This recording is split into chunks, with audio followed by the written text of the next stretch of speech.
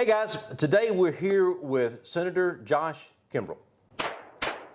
You got elected to the state Senate in 2020. Yep. Okay. November 2020. You were very active in the Spartanburg Republican Party and the state Republican Party before that, doing other things. You were the county Spartanburg GOP chair, yep. Yep, for a while before you ran.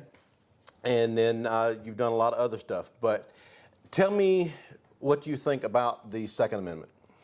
Well, I mean, one of the key things I believe South Carolinians need to defend is the concept of the Second Amendment, defending the inviolability of it. And what we've seen happen, particularly under the Obama and Biden administrations, is a consistent attempt to undermine the right to keep and bear arms. And I know we're going to talk about this as we go along today in our discussion, but I have in-laws in Ukraine. If anybody needs a poster country for why you need the Second Amendment, it's what's happening in Ukraine right now. So I've still had people ask me, Chris, they'll say, well, why do you think you need an M4 or an AR? And why do you need large capacity magazines? I said, because of exactly what's happening in Kiev, Ukraine right now. Mm-hmm. The Second Amendment was not there for deer hunting. Nope. It was there to keep government in check, and our founders understood that. Yep. Yeah, it's to control the tyrannical government that we're slowly but surely getting right now. I'm always reminded of Admiral Yamamoto, you know, whenever the Pearl Harbor bombing happened in December of 1941, and the high command of the Japanese military had said something to the effect of, well, we should just go ahead and invade the mainland. And Yamamoto was famous for saying, you can't do it because there'll be a gun behind every blade of grass.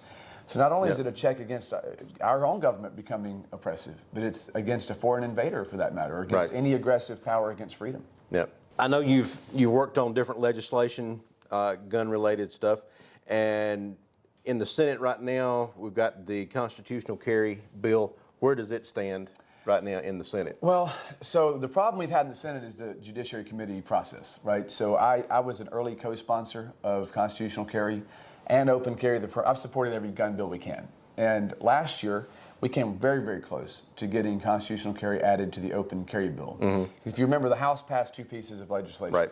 One came over to us, it was open carry with a permit. One that came to us was constitutional carry, which is permitless carry.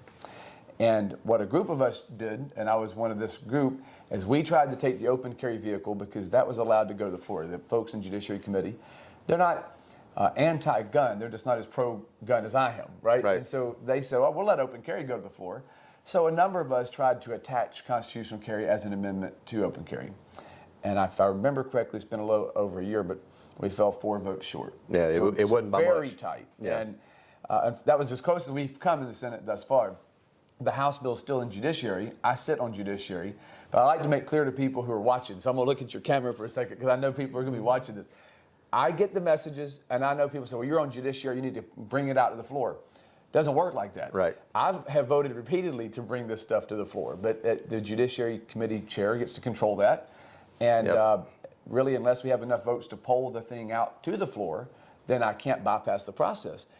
And I tried that last year with adding it. So you know what the vote count is, right? I mean, last year we fell, I think we had 22 votes. We had 21 or 22 votes in favor of constitutional carry. Just shy of what we need to pass it. Right. So we certainly don't have the votes to bring it to the floor yet. So we've got to do some educating. I'd be lying if I told you I thought it was going to pass this year. I wish it would. Yeah. I'm going to continue to advocate for that. My guess is we're going to have to revisit that come January. And hopefully we can do some education and low pressure campaign where necessary on a few people we need to switch. Yeah. Hey, what other legislation is out there right now that is either directly affecting gun owners or by some means may affect gun owners? Well, the budget's going to be a big deal. I mean, when we get to the budget, this is where we get to do all kind of fun things with provisos, right? People don't understand the importance of those budget provisos. We instruct agencies what you can and cannot do. And one of the things I think is critical in this Biden administration era, we've not had a president this aggressively anti-gun. Even Barack Obama wasn't this aggressively anti-Second Amendment, anti-gun. And so we have seen a flurry of activity, whether it's from the Department of Justice or ATF and other different agencies and the president himself, saying we want to restrict large capacity magazines or restrict certain types of weapons, particularly ARs and things of that nature that they really don't like. And we have, last year, we included in the budget, and I was one of the co-sponsors of this proviso. We passed it. We'll have to renew it this year, is anti-commandeering language, to where we have directed every state agency, whether it's South Carolina Law Enforcement Division or the state police or Highway Patrol, that if President Biden and his team were to issue executive orders saying, well, we're going to make it illegal to own or possess an AR-15 or an M4 or a magazine size they don't like, we're saying we're not enforcing that. So we will not use state resources to do it, and I think that's critical. Yeah. And people sometimes get confused the difference in nullification of that, because I've had some of our crazy leftist friends say, well, you can't do that, that's nullification. No, nullification is saying that we're just not going to do it at all. We're not saying we're telling the federal government they can't do it. We're saying they don't have the resources to come down here and make you take that AR-15 and turn it in. They would want the state to do it, and we're saying, no way, we're not using any state resources or a single state dollar to confiscate guns. Right. Okay.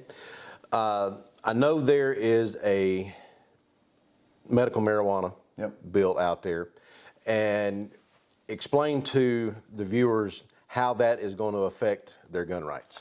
Well, for the average person, it won't. I mean, for most folks will not take medical marijuana. I've been very torn on this issue, as we've talked about. I've never supported recreational marijuana use. I still don't.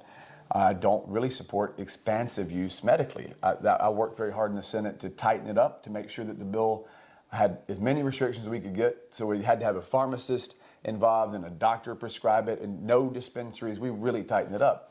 But it's true, because under the current federal schedule, it would still be considered a prohibited substance. So you could theoretically have an effort by a law enforcement agency to take away your gun permit, for example, if you use medical marijuana. Now, reality is, in effect, it hasn't happened, right? Because Washington's abdicated the field on this issue. I don't think they could even enforce it anymore. But if they did say, okay, we're going to come after your CWP, for example, because you've got a medical cannabis prescription, that's something people need to be made aware of. So I told Senator Davis early on, I understand there are people out there who are chronically ill who are in so much pain they may choose to do a medical cannabis prescription versus having their gun permit. I would never choose that. But I've made sure that Senator Davis and others know that has to be disclosed on the front end. We're not going to allow that to be a surprise. You have to make that conscious choice. I think it's ridiculous that Washington would allow that to be a conscious choice, that you have to do that, because you can take opioids and get strung out on oxycodone. That's just as bad, if not worse. And we've put a lot of safeguards into any form of medical cannabis in this state, and we've prevented any chance of it becoming recreational. But it is a sad reality that until Washington figures out what they're doing with this, that could be a threat. Yeah. Well, Washington's got a lot of things they need to figure out. Yeah, they're a little messed up across the board right now. Yeah. Okay. Well, one of the big issues nationwide and worldwide is the Russia-Ukraine situation. And you mentioned that a few minutes earlier, but you've got personal contact with people from the Ukraine, and you told me when you got here that you've got some guests now from the Ukraine. That's right. So tell me about what's going on over there and how the Second Amendment here is helping protect us.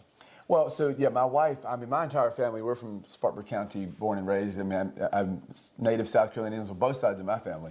But my wife is from Ukraine. She moved here as a teenage girl, and that was a very short time ago, honey. But her family stayed in Ukraine. Her mother, father, her sister, and her niece and nephew. And very tragic. They're on the side of the country where the invasion's happening. It's not their direct town, but they're kind of between Kiev and Kharkiv, if you're looking at all these maps on TV every night.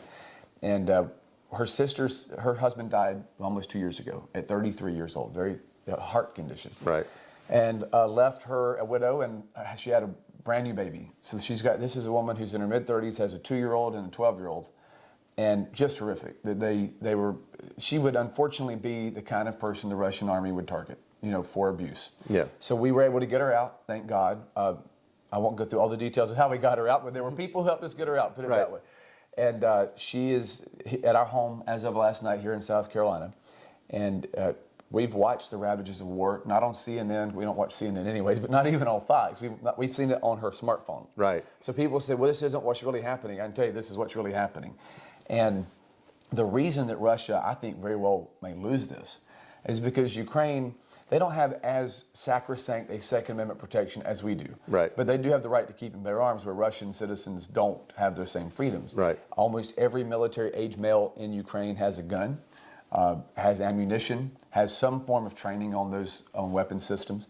And that is why Vladimir Putin's really underestimated this. Or to quote our former President Bush, what did he say? Misunderestimated, right? So he thought he would go in, and his 190,000 man army would crush the Ukrainian army, which that would have crushed. Numbers and numbers, right? Right. The Ukrainian army's not that big. But he made the same mistake that Admiral Yamamoto kept the Japanese from making. He forgets that the vast majority of the citizenry, they're armed. And so whenever he invaded, it wasn't just the military. Right. It's literally, I've seen photographs of 70-year-old grandmothers with AKs, and they know how to use them. And so the Russian army is being bogged down precisely because the citizens were not disarmed. If Ukraine did not have some form of Second Amendment, they don't call it that, but if they had some kind of gun rights there, this would be over already. They would be occupying Kiev right now. And so I remind our fellow citizens, given that I get to live in a, I'm again native South Carolinian, I've never lived anywhere else than South Carolina. So but I've got that cultural exposure via my family, and I can tell you I've always believed in the Second Amendment as a prerequisite for freedom. Now it's experientially true because I'm watching. I think that my wife's home country would have already fallen if not for gun rights. So I hope that's a cautionary tale to people here, that unilaterally disarming and saying, well, the police will take care of us or the military will take care of us. I love our military and law enforcement. First off, there aren't enough in a case like what's happening in Ukraine. And two, while we have wonderful law enforcement here in Spartanburg and in South Carolina and great military, let's look at what's happened in other regimes around the world, right? Where the police and the military are the only ones that had weapons. That was true in Nazi Germany. That was true in Iraq under Saddam Hussein. So unilaterally disarming is a recipe for disaster. Yeah, and all you got to do within the United States is look at a lot of the cities that have the strictest gun control laws. Highest murder rates. Yeah, they have the highest crime rate. So it's not a direct relationship between more guns, more crime. It's usually an inverse relationship. The more guns you have, the less crime there is, and the less easy it is for a dictator to come in and take over everything. Look, the founders, and I know this makes people, the politically correct crowd, kind of pucker up when you say it, but I get real tired. I said this a moment ago. I get real tired of hearing people tell me, particularly our Democratic friends, well, we don't want to infringe upon your right to go deer hunting. Well, that's great, because I don't really deer hunt anymore. I used to, a lot in high school. I still go bird hunting, but I don't have a gun because I care about hunting.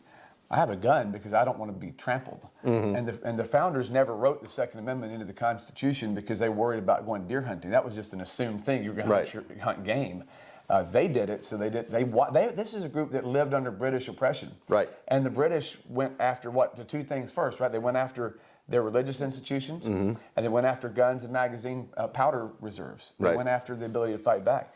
The founders knew that, and they said, never again. Yep. Well, talking about guns, what's some of your favorite guns to shoot? Well, I'm pretty well like almost any gun you can get around me, but I carry a 9mm. I don't have it on my side. It's in the car, but I carry a 9mm security Ruger. My wife, I bought her a little 380, but she still is not as comfortable with as I am with my 9mm. But my personal favorites, I have an M4 that I really love with a red dot. I brought that today. And then I have, any shotgun you can give me. I'm a huge fan of going clay shooting and quail hunting. So a Beretta over/under Silver Pigeon is probably one of my favorites. I have expensive hobbies.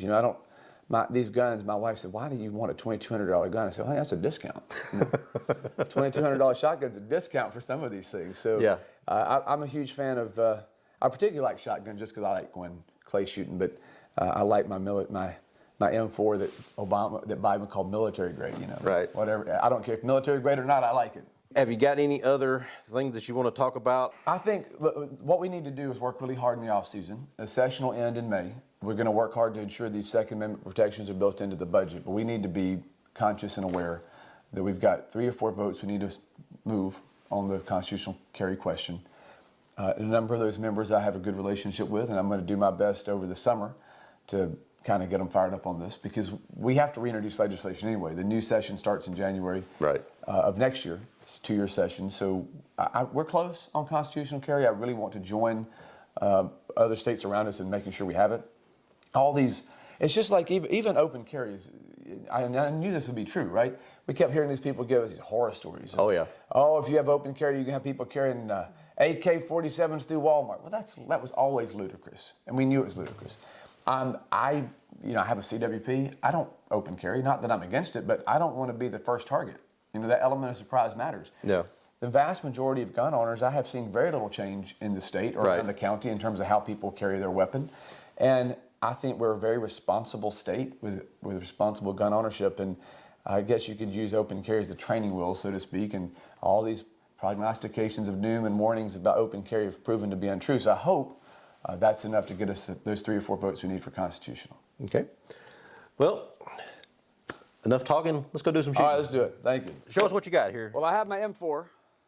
Although I just realized my red dot, batteries are dead, so I'd have to do this the old school way. But this is the one that our friend Uncle Joe wants to ban, right? Right. This is one on the ban list.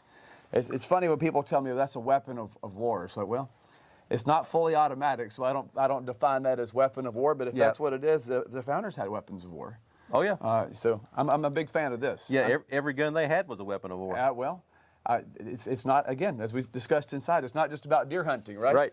And then I have my 9mm that I carry to the State House with me a lot. I don't carry it in the State House. You're not supposed to do that. But this is, we're at a time where people are getting a little crazy. So I rarely go to town halls or events where I don't have a 9mm with me.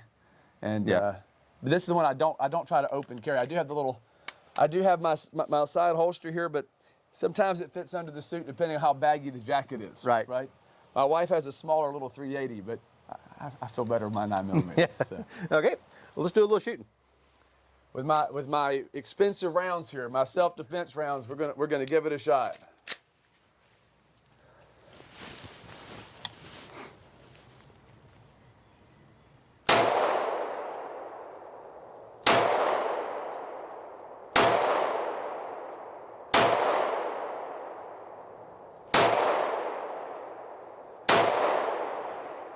I'll save a few. Yep. He'd be dead. He'd be dead. I think we got him. Yep. You got to have politicians that know how to shoot a gun, right? There you go. All right, I haven't pulled this baby out in a while. It's close range. We ought to be able to have a little fun at least.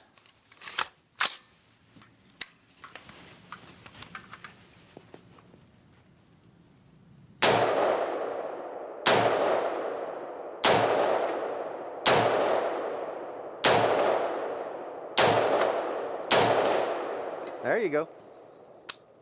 All in the red. Sound of freedom. There you go. Thank you. This is a lot of fun. It's good to start my Friday morning this way. There you go. Thank you very much. Josh, I want to thank you for coming out today. My pleasure. For the interview and talking with us. And so check out doublelegalgunworks.com and like and subscribe, and we'll talk to you later. Thanks. Thank Bye. you.